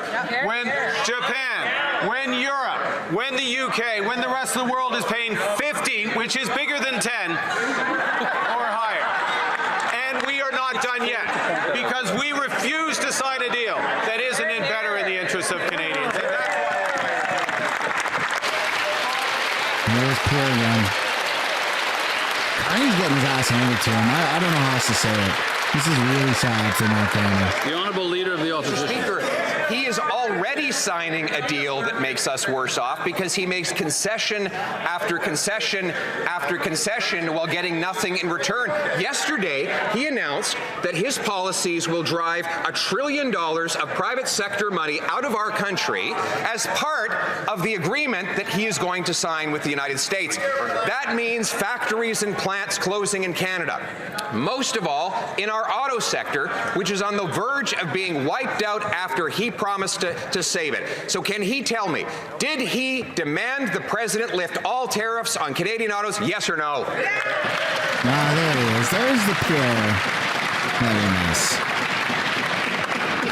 Right Honourable Prime Minister. Mr. Speaker, our agreement yesterday, the President and myself, is to focus now on steel, on aluminum, on energy, the building blocks of our broader competitiveness, including our auto sector. Those negotiations on autos continue from a position that is the strongest in the world. 10 is less than 15, which is less than 25, which is less than 50.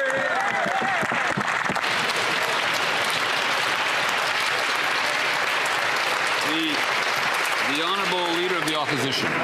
Zero is the paycheck that those workers who've lost their jobs are getting right now. And Mr. Speaker, 7th is last place in the G7 when it comes to growth, or in this case, negative growth. This Prime Minister has to get his excuses straight. He blames the tariffs for the fact that we have the second highest unemployment in the G7 and the fastest shrinking economy. And then he claims at the same time that the tariffs are really not so bad. So which is it? Why is our economy so weak? Because of his diplomatic failings abroad or his disastrous economic policies at home? There you go. He's got his mojo back. The Right Honourable Prime Minister. Mr. Speaker, as I've been saying all this year, long before the Leader of the Opposition caught up, the U.S. has fundamentally changed its trading policy with everyone. It is a rupture.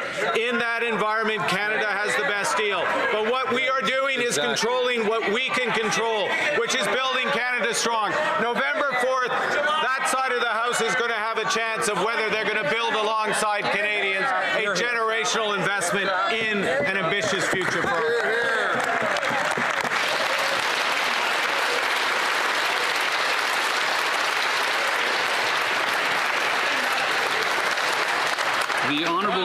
The honourable member for Hamilton Mountain.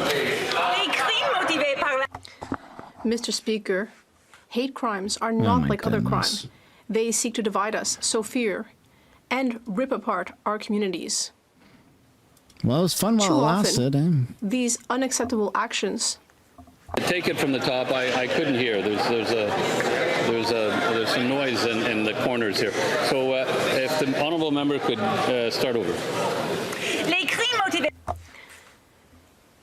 Hate crimes are not like other crime. They seek to divide us, to sow fear, and to rip our communities apart. Too often, these unacceptable actions are ignored or underreported.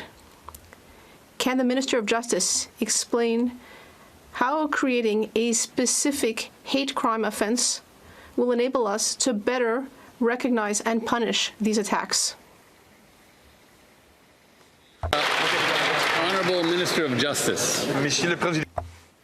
Mr. Speaker, I'd like to thank the member for Hamilton Mountain for her hard work on this file. Hate crimes don't only affect one person, they affect the whole community. With this bill, we will create a specific offense for hate crime. Once we have tailored legislation, we will be better able to punish those responsible and protect our communities. Hate does not belong in Canada, and Canadians need to feel safe from it. I sincerely hope that all parties in the House will support this bill. The honourable member for Kitchener South Hespeler. Thank you, Mr. Speaker. This Prime Minister promised to create jobs in Canada, but since he became Prime Minister, we've lost 86,000 jobs. Promise broken. He promised to increase investment in Canada, but since he became Prime Minister, we lost $54 billion of investment to the United States. Promise broken. Yesterday, we all watched in shock as he promised another $1 trillion of Canadian investment money to the United States. I hope it is not the case that he plans to keep his promise to Donald Trump after breaking his promises to Canadians. How many jobs will it cost us if he does? The Honourable Minister of Jobs and Families. Well, Mr. Speaker, that member is new to this chamber, so maybe he doesn't know the record of the party that he sits with. But they've voted consistently against the interests of Belittling and condescending liberals. Back out Canadians' rights. Right, Mr. Speaker, whether it's the right to retire at a decent age, Mr. Speaker, whether it's the right to raise our children with the resources that we need, Mr. Speaker, these Conservatives have voted against Canadians, and that's why Canadians don't trust them, Mr. Speaker.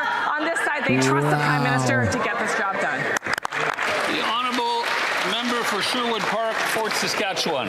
Mr. Speaker, on the other hand, this minister is not a new member, and so she should know her own record. 86,000 job losses under this Prime Minister alone. Canada has the worst youth employment rate in over 25 years. Job numbers come out again this Friday, and the situation continues to get grimmer. Witnesses at our parliamentary public hearings on youth unemployment were very clear yesterday. It isn't a wealth distribution problem, it's a wealth creation problem. And the Prime Minister wants to send another $1 trillion to the United States. Why is he breaking his promises and continuing to ship jobs south of the border? The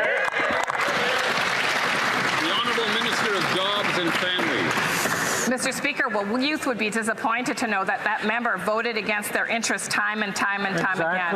Whether it was for skills training, Mr. Speaker, whether it was for Canada summer jobs, Mr. Speaker, whether it was in investments in research and innovation, Mr. Speaker, I sure hope that the nature of that question means he'll vote for this budget, Mr. Speaker, because we're going to invest in Canadians, and Canadians know that. Screw your budget, man. It's $100 billion. The honourable member for Richmond North Basca. I think it was a national bank said it was $100 billion deficit. The Prime Minister admitted that this is a sad day. Let's look at all of these broken promises. The Prime Minister promised to create jobs, but what happened was that we lost 86,000, a failure. He promised to grow the economy, but instead we have the second highest unemployment rate in the G7, another failure. He promised to increase Canadian investment and protect our jobs, but the result is that we've lost $54 billion investment dollars that have fled Canada. When will the Prime Minister finally keep his promises? The Honourable Minister of Finance. Mr. Speaker, we have a lot of good news to share. My colleague must realize that this government, the very first thing we did, Mr. Speaker, is bring in a measure to help 22 million Canadians. I'm sure that in his own writing, my colleague told everyone, thanks to the Liberal government, 22 million Canadians won't have to pay as much in taxes. And on November 4th, we will announce a generational investment. Even more good news. Starting on November 4th, we will build a strong, prosperous country, a strong Canada together. The Honourable Member for Quebec Centre. Thank you, Mr. Speaker. Recently, there was a meeting of the leaders of the G7, and Canada clearly stated that it would be a leader in the world race to extract critical minerals, which are important for creating electric vehicles, clean technology, and for information technologies. Controlling these critical minerals will enable us to create good middle-class jobs. It will enable us to protect our economy. Can the Minister of Energy and Natural Resources tell us how the Canadian government will be strengthening our leadership on critical minerals for Quebecers and all Canadians? The Honourable Minister of Natural Resources. Mr. Speaker, I'd like to thank the member for that question. Our government's commitment to make Canada a leader in critical minerals is being put into action. This weekend, I was in beautiful Saguenay, where we announced that Ariane phosphate has been approved for a $735,000 NRCan research grant. By investing in resilient and sustainable Canadian critical minerals and mineral processing, we are putting Canadians to work, securing Canadian sovereignty, and seizing an opportunity to make Canada a clean and conventional energy superpower. The Honourable Member for Long Range Mountains. Mr. Speaker, the Liberals' $742 million gun grab continues to be mired in controversy after the minister admitted on leaked audio that it will not work. In Cape Breton, residents are angered by the program being launched, and the local police union was left in the dark and not consulted.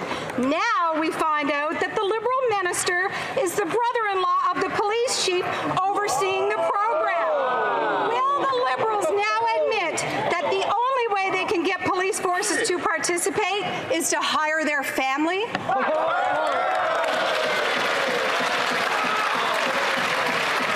Nice.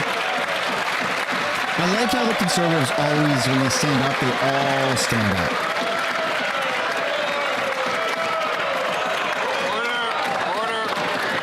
Order, please. Yeah.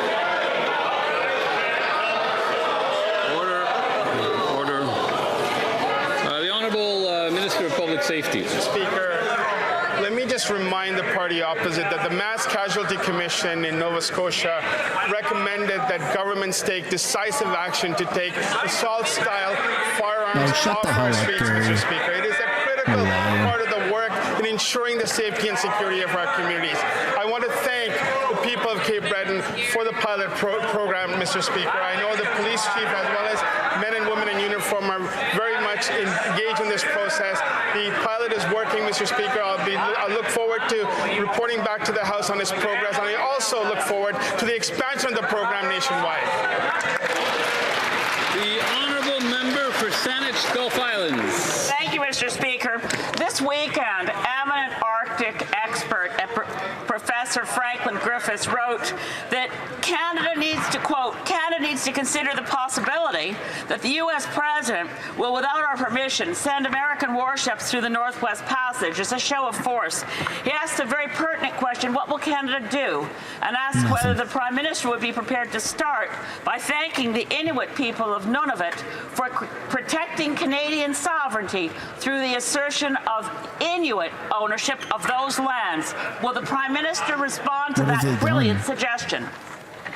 I think America protects Canada a little more than the Inuit Mr. Rangers. Speaker, our new government is strengthening Arctic security by investing in people, infrastructure, and partnerships that protect Canada's sovereignty and support resilient communities. We're working with Indigenous governments and territorial partners to ensure Canada's presence in the North is secure, visible, and enduring. That means investments in dual-use infrastructure like ports, airstrips, bridges, and clean energy. That reinforces defense priorities and lasting benefits to communities in the North. And that's the end. That's the end. All right. Yeah, Canada's not going to do anything about about American warships heading near our border or our waters. This is not going to happen. But that is the end of the stream, folks. Today's Wednesday. We're going to be back tomorrow, right? On Thursday. Is today Wednesday or Thursday? Today's Wednesday. We'll be back tomorrow, same time. Looking forward to seeing you guys there. Make sure you go check out the video that was posted on House of Canada just, 20, 30 minutes ago, which is the Pierre Poilievre and Mark Carney highlight from their debate. It's already uploaded if you haven't already checked it out. I'll put it down in the live chat right now. It is a pinned comment as well. Thanks for watching, and then go subscribe to Sorry Not Sorry. That's another Canadian news channel I've got going on, and I'll see you guys same time tomorrow. Peace and love. Hit the like button too. What are you guys doing? We're almost at 1,000 likes. Just hit the like button, shut me up, and I'll be happy for the day, and you'll be happy for the day.